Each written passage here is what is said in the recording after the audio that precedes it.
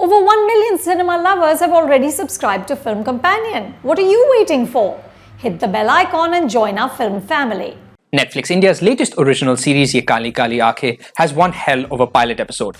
It perfectly establishes the plot, characters and stakes and sucks you in whole. Not to mention giving us one of the smoothest, violent murder to Zumba class transitions you'll probably ever come across. Thus, starting us on the journey of one of Netflix's most deliciously twisted and strongest Indian originals yet.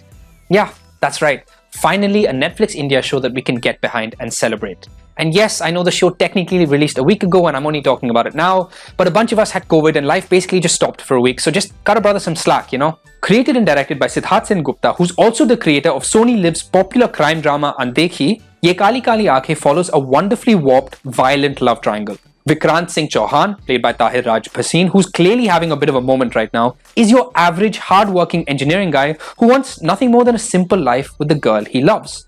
Shikha, played by the always wonderful Shweta Tripathi Sharma. Enter Purva, played by Anchal Singh, the daughter of the ruthless local political leader. Purva has been obsessively in love with Vikrant since the age of 7, and she's now back on the scene to stake her claim and mess Vikrant's life up, thereby giving us a pulpy, deliciously dark and gloriously violent romantic drama. Aside from its dark comedic tone, what I loved about the show is just how it subverts and plays with the traditional tropes of the Hindi movie love story. Everything from the idea of the steadfast, supportive family to the big Indian wedding gets flipped on its head in a story about the scary side of true love, taken to its most dangerous extreme. In a truly refreshing role reversal for once, it was great to see the man being caged by the society around him.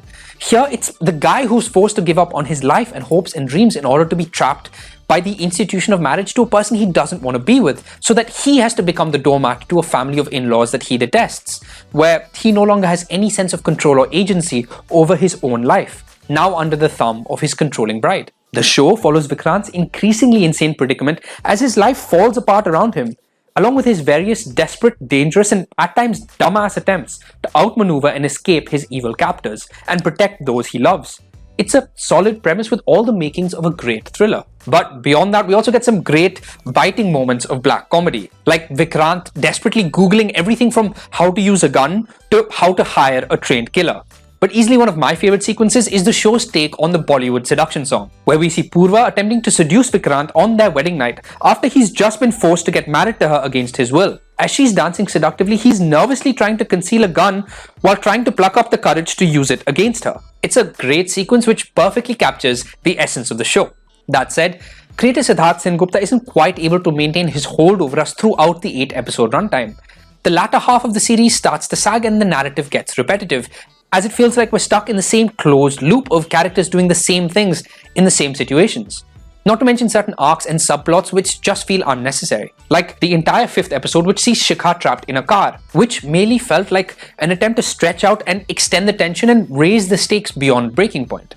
Truly great thrillers put their characters in insane situations and allow us to watch them transform and evolve into something far beyond what they were initially. But here, everything that happens in the first 2 episodes, for example, just keeps happening and the show doesn't really grow beyond its one-line plot. Shikha is always fleeing for her life. Vikrant is always stuck and desperately trying one crazy idea after another to break free, and Purva is always possessive and suspicious. Rinse and repeat. So if you, for example, jumped from the 2nd episode to the 6th or 7th, the characters and situations aren't all that different. After a point, I just felt the show needed another layer of unpredictability to take us somewhere we didn't expect.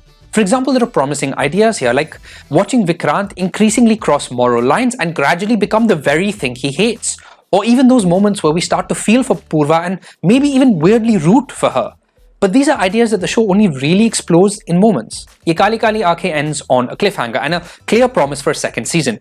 I just hope that that has more to offer than just prolonged tension and different variations of, okay, how is Vikrant now going to get out of this one style situations? Still, even at its most repetitive, the show's fine cast ensure that we're always engaged, whether it's seasoned performers like Brajendra Kala as Vikrant's subservient father or Saurabh Shukla as the devoted father and violent political leader. It was also just a joy to watch Anand Joshi as Vikrant's lovably loyal best friend Golden. As Vikrant himself, Tahir Bhasin skillfully navigates both victimhood as a trapped trophy husband along with his ongoing coming of rage story as he gradually pushes his boundaries of how far he's willing to go to fight back.